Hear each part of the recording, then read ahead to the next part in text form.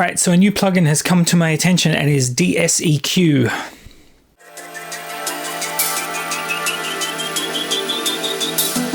right, today we're going to be taking a look at DSEQ because I had a quick look at it before and it's super exciting to me. I thought you'd want to know about it. First, we're going to take a look at the website and find out what it's supposed to do. Then we're going to jump into Ableton and test it out.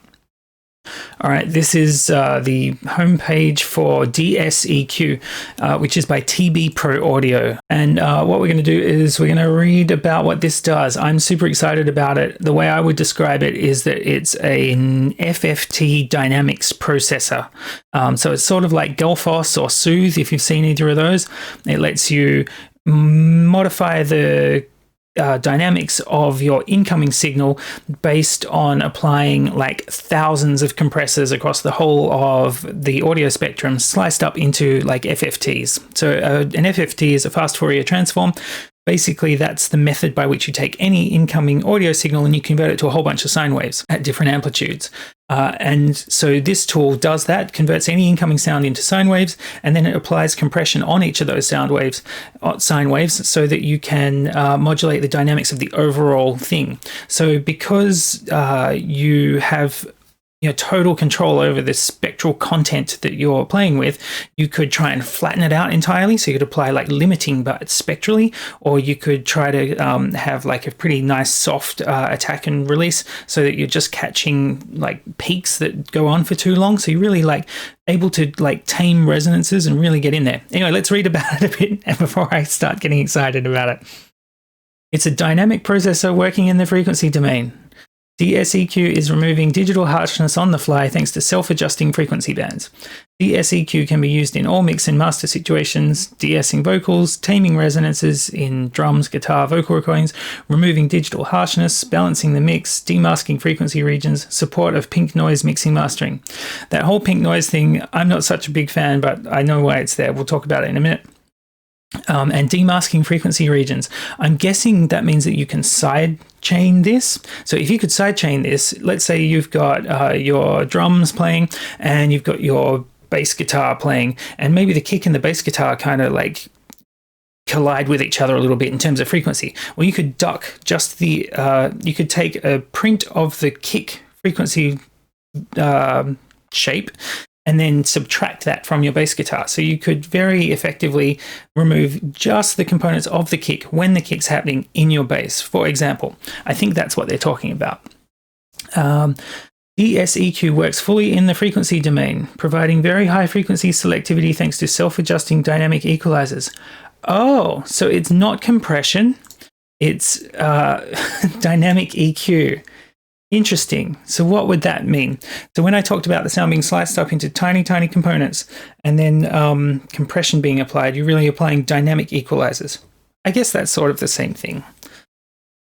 DSEQ does its job with highest transparency, even pushed hard. We'll see. This avoids distortion, phasing, and artifacts, even with very critical sound material. In my 5 minutes with it this morning, I managed to get plenty of artifacts, and they were amazing. I'm going to be using this as a sound design tool, so I really want those artifacts, but we'll get to that. And DSEQ offers several quality modes, taming even singular frequencies. Cool. And there's custom thresholds, which I didn't quite figure out yet. And this is just a first look. This is not a review. This is me just being excited about a plugin and wanting to let you know about it. So if you share my enthusiasm for frequency-based dynamic control, this is worth playing with. Cool. So I'm just using the free version. The free version or the demo version, when you install it, it pops up and says the demo version is a free version. Feel free to keep using it. Demo version versus register. There. In demo mode, without registering, the plugin mutes audio every 90 seconds for a short period. This could be circumvented by clicking on the db-per-octave logo within 90 seconds.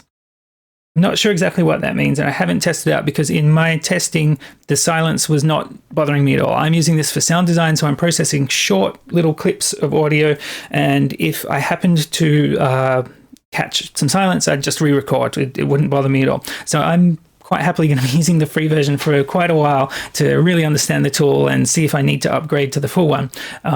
Yeah, so let's jump into Ableton. That's the website. That's the rough rundown. I'm going to take some notes. We're going to jump into Ableton and we're going to apply this thing to a couple of different types of material and see what it can do for us.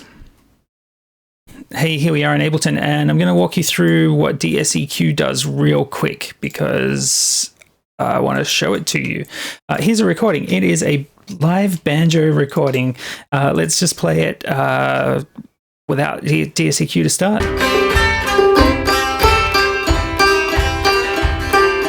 You hear how like boxy the recording is and how much like low end rumble there is. Let's bring in DSEQ. This is what DSEQ looks like. You've got your main controls on the left here, and you've got this frequency graph on here. I'm going to explain all of those in a minute, but first we're going to use the main knob, which is this threshold knob down the bottom. So I'm just going to wind in the effect.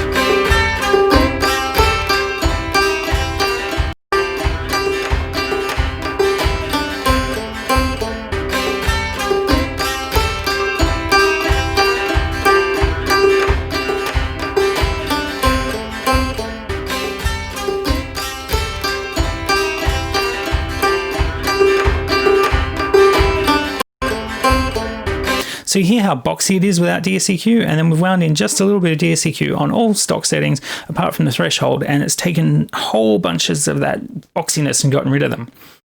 You could see in here that the blue was showing us how much gain reduction was being applied across the frequency spectrum. And if you see this this little yellow line here, this is actually a pre-filter which affects which frequencies are affected. And we can turn on filter nodes by right-clicking these little balls, which are the filter nodes themselves. And that lets us control selectively which frequencies are affected. So we could put a low cut on this and just affect the high frequencies. Or we could turn that into a low cut, high cut, and just affect the lows. And obviously you've got peaks and you've got shelves and so on and so on. So you can do all sorts of like different shapes in here to affect your signal in different ways. Or you can just turn off the filter and use the varying thresholds to affect your sound. And what do I mean by that? Well, the frequencies are affected differently with different thresholds based on this slope parameter on the left. So when you set the one threshold, if you set that one threshold across the entire frequency spectrum, the sound would sound pretty weird because you'd just be limiting it to a flat frequency response. Instead, a slope is applied up the frequency spectrum. So we can affect the high end much less than the low end. So this will create quite a bassy sound. Oh, other way around. So it'll create quite a high end sound because we're raising the threshold, but we're raising it by -9 per octave, right? So we're affecting the top end less. And if we bring this all the way up, we're affecting it more. Because we're affecting the slope of the thresholds across the frequency spectrum. This selectivity knob is how much to affect neighboring frequencies when it takes effect. And channel link is sort of like channel link on any other compressor or dynamics device. Should the left and right stay in sync, or should they be allowed to drift out? And this is set to mostly in sync, 0 to 100. So it's set on 75 by default. Oh, and selectivity is measured in 0 to 100, with sharp at the end, where I guess it's just affecting the one frequency which triggers it, and soft where it's affecting all neighboring frequencies. It's set to quite sharp by default, 85. And we've got attack and release for how quickly the compressor takes effect after the signal crosses the threshold or after it stops crossing the threshold. So the threshold's really the main parameter. And in our case, we've got a banjo playing, so we probably want like a reasonably short attack. Let's see if I can tune in attack and release to affect the banjo less than everything else.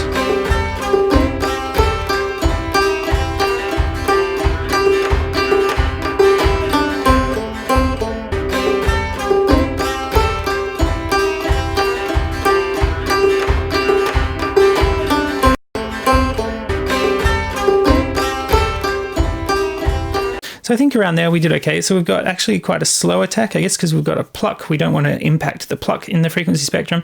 And we've got a similarly fast release. So I guess we're still letting through that pluck, and we're not necessarily resetting between all the hits. Yeah, that's fine.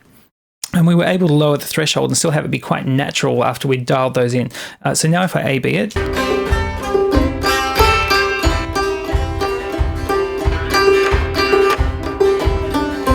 yeah, it's probably a bit much.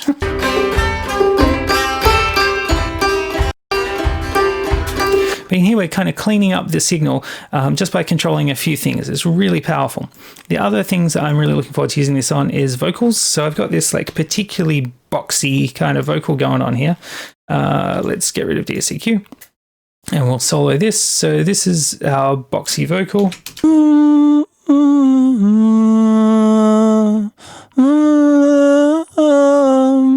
And here there's all sorts of frequencies in there, all sorts of stuff going on in the top end particularly. Let's bring the threshold down and see what we get.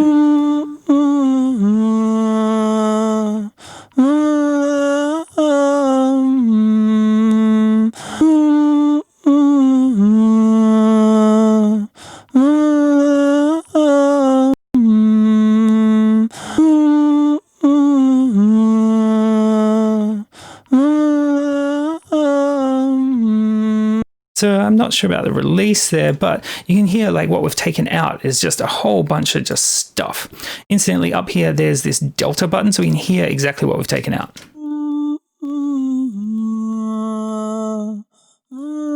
All this like breathiness we've pulled out of that.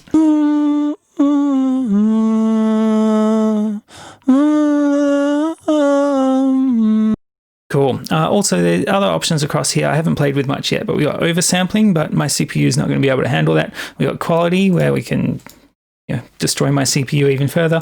We could use left, right, or mid-side mode, and you can change what's in the analyzer. So if you're really just trying to narrow in on the sides, bad example because this is mono, but you get the drill.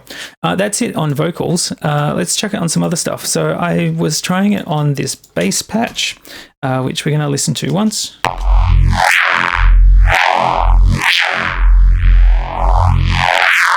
It's like a real moving, twisty bass patch. Let's put DSEQ on it and just see what it takes out.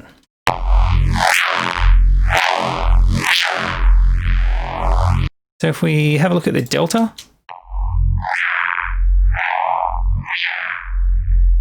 it's just a bunch of harsh junk. I think if we A/B it, it should sound a little bit smoother.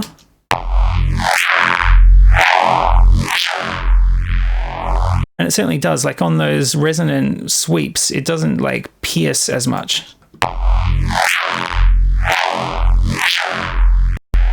So I think that's a pretty reasonable outcome from one control, just tidying up a really like twisted sound. And the other reason that I dragged this in here was that I could show you the sidechain mode. So this is DSEQ. It's set up to sidechain from that same neurobase, and I've already dragged the threshold down. We've got some white noise coming in, so that's represented in the spectrogram on this EQ, and then the output from DSEQ is shown over on this EQ8. So we should be able to see the neurobase that we just heard all twisting and carrying on. We should be able to see that moving in the negative space that we're creating inside some white noise. Now I would play this, except that it's really not pleasant to listen to white noise. So you'll be able to see the white noise here, and you'll be able to see the bass being carved out of that white noise over here. I'm going to not solo that. Let's have a look. So white noise here, and you can see that twisty bass being carved out of the white noise down here. So what you can use this for is if you're mixing and you've got one sound playing and you want to like create some space in that sound for another sound to happen, i.e. that masking that it talks about on the webpage. Let's say you've got a bass guitar playing and you've got a kick drum playing. If you want that kick drum to come through the bass guitar, you can either try and balance them in volume or you can try and balance them in frequency. So we could take the content of the kick drum out of the bass guitar so that whenever the kick happens, it's just dynamically ducking the bass. And it probably won't be very noticeable, but it's going to give you so much headroom to work with because those two sounds are no longer going to be competing and masking each other. The kick is going to be present and it's going to duck out parts of the bass guitar as needed. That's going to be a super powerful mixing technique. There's already heaps of tools which do that, but I'm really looking forward to using DSEQ just because of the granularity of exactly that. I mean, we can see the actual frequency content of that twisty bass moving through some white noise. I haven't seen that from any tool yet. I've been looking for it for quite a long time. Things like Track Spacer will do that, and I'm sure Soothe has a sidechain mode, but I don't have the money for Soothe. I'm really looking forward to playing with this. Where I'm most looking forward to using this is on sample production, and I've dragged in a few default Ableton snares just so that we can have a listen to what you can do with this. And this first one is this. So it's pretty harsh, it's got a lot of noise to it, and just using a little bit of DSEQ and concentrating on the top end, it's a little bit softer. We kind of got rid of some of that tambourine resonance. Now I'm sure we can tighten this up, and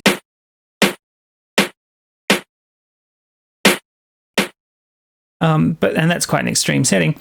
But like, it gives you an idea of just like how easy it's going to be to clean things up. Let's have a look at this other snare. So this one first, which currently sounds like this. It's pretty boomy. There's a lot of stuff going on in there. And I've just kind of dialed the threshold down. I haven't done anything else, adjusted the attack, that's all.